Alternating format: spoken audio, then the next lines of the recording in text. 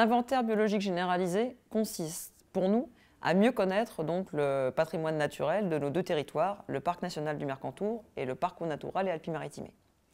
On connaît déjà relativement bien une partie de notre patrimoine naturel. Les ongulés, les rapaces, les grands mammifères, tout ça, pas de problème.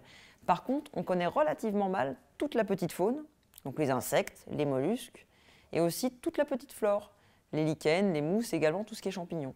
Donc pour ça, on a eu besoin de faire appel à la communauté de taxonomistes, ce sont donc des scientifiques qui sont spécialisés dans l'identification des espèces, pour nous aider à mieux connaître ce patrimoine.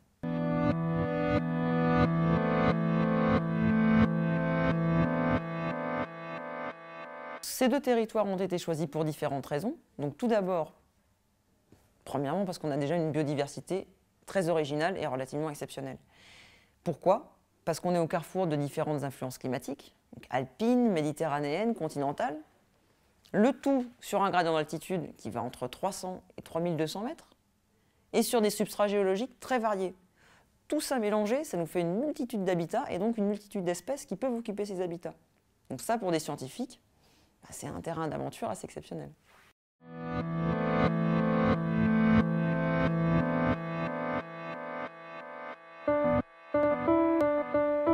Les chercheurs, en fait, vraiment, ils nous contactent, ils viennent vers nous pour, pour avoir un petit peu notre expérience de terrain. Quand nous venions sur le parc en prospection, on avait l'aide soit des gardes, soit des gens spécialement mis à disposition par le parc pour la TBI, qui connaissent bien le terrain, et donc nous, on leur décrivait un petit peu les biotopes qu'on cherchait et ils nous emmenaient sur place, donc c'est une collaboration vraiment fructueuse.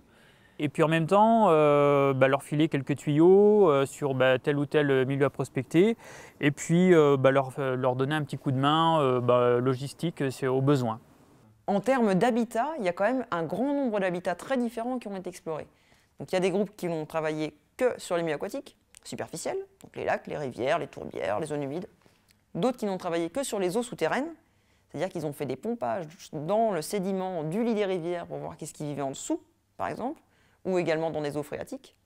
D'autres qui n'ont travaillé que sur les cavités, les grottes, les anciens forts aussi, parce qu'il y a toute une faune particulière qui vit là-dedans. Après, on ne peut pas dire que tout le territoire a été observé à la loupe. On ne peut pas observer en 6 ans 2500 km² à la loupe. Donc on sait justement qu'il faudra continuer ce projet, à la fois parce qu'il y a des habitats qui n'ont pas encore été étudiés, et aussi parce qu'il y a plein d'endroits qui n'ont jamais été prospectés. Les très hautes altitudes n'ont pas encore été prospectés. Certains coins vraiment excentrés, très difficiles d'accès, n'ont pas encore été prospectés. On a encore beaucoup de pain sur la planche.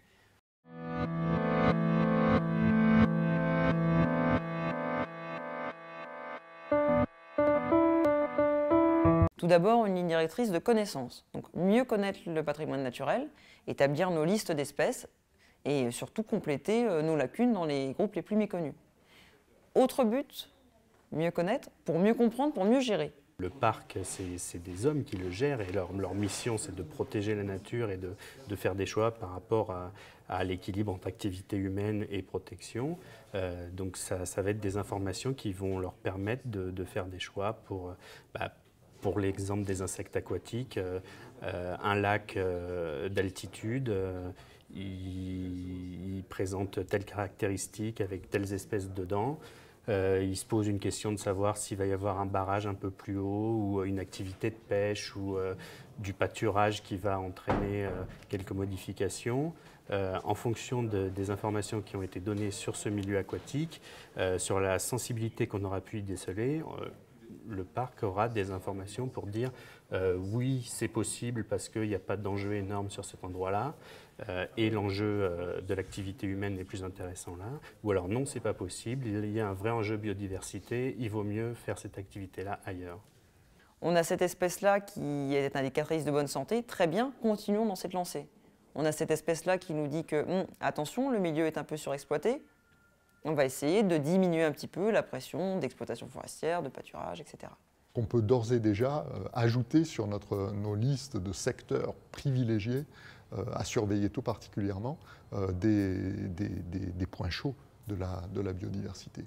Dans la vallée de la Madone de Fenestre, donc en Ubac, donc en pleine forêt, on trouve des milieux de tourbières qui abrite ces mousses si particulières qu'on appelle des sphègnes et qui hébergent tout un cortège d'insectes, de petites bêtes, une faune du sol, une faune quasi aquatique, une faune de tourbière qu'on rencontre en pleine forêt et sans équivalent de ces milieux dans une bonne partie du reste de l'arc alpin. Donc on a là des milieux absolument incroyables dont on ne soupçonnait pas vraiment l'existence et qui tout d'un coup sont mis sur le devant de la scène par l'inventaire.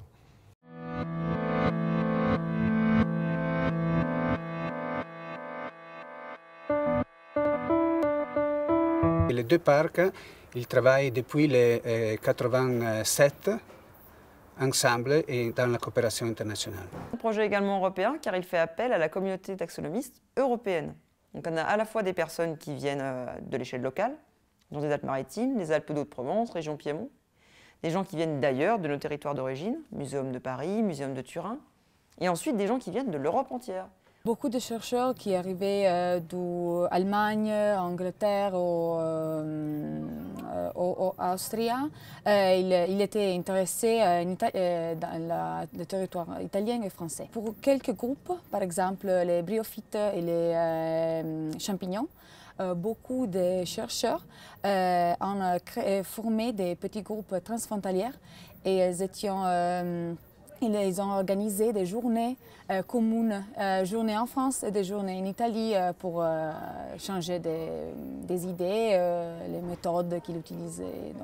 Il faut se rappeler aussi que dans les groupes d'espèces les plus méconnus, on n'a parfois entre 1 et 5 personnes qui travaillent dessus dans toute l'Europe. Donc si on ne cible pas ces personnes-là, si on ne fait pas venir ces personnes-là, eh ben, on ne connaîtra jamais rien de ce groupe.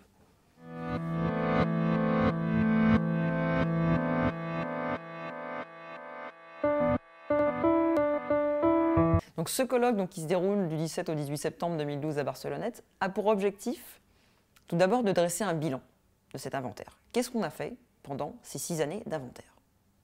Ensuite, de pouvoir un petit peu évaluer sur quels aspects on a été très bon, sur quels aspects on a été moins bon. Cette analyse critique va nous permettre de réajuster notre projet pour les années à venir sur nos 2 territoires, mais va également servir aux autres espaces protégés qui ont envie de s'investir dans le même type de projet, de tirer profit de notre expérience. C'est important de partager l'expérience parce qu'on peut aussi, nous, reprendre le concept, l'avancer. Je gère par exemple une réserve intégrale dont le but est de suivre les évolutions d'un milieu non perturbé par l'homme. Le concept d'inventaire biologique généralisé nous intéresse.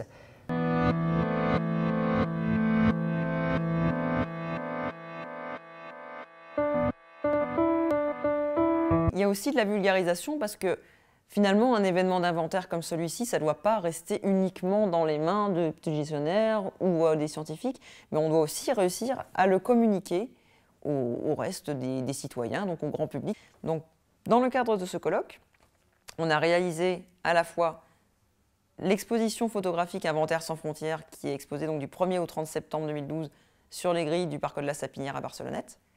Le grand public peut vraiment avoir une vue sur l'inventaire, à la fois en voyant des photos de taxonomistes au travail, des espèces vues en gros plan, des grands paysages du Mercantour et du territoire alpes-maritimes. Et le lundi 17 septembre, donc, un grand événement grand public, voyage au cœur de la biodiversité, au marché couvert à Barcelonnette, où on a à la fois une projection d'un multivision sur la biodiversité des 2 parcs, un diaporama présenté par les gardes moniteurs du parc national du Mercantour et du parc naturel Alpes-Maritimes, et aussi toute une conférence sur le réchauffement climatique organisée par le Conseil général des Alpes d'Haute-Provence.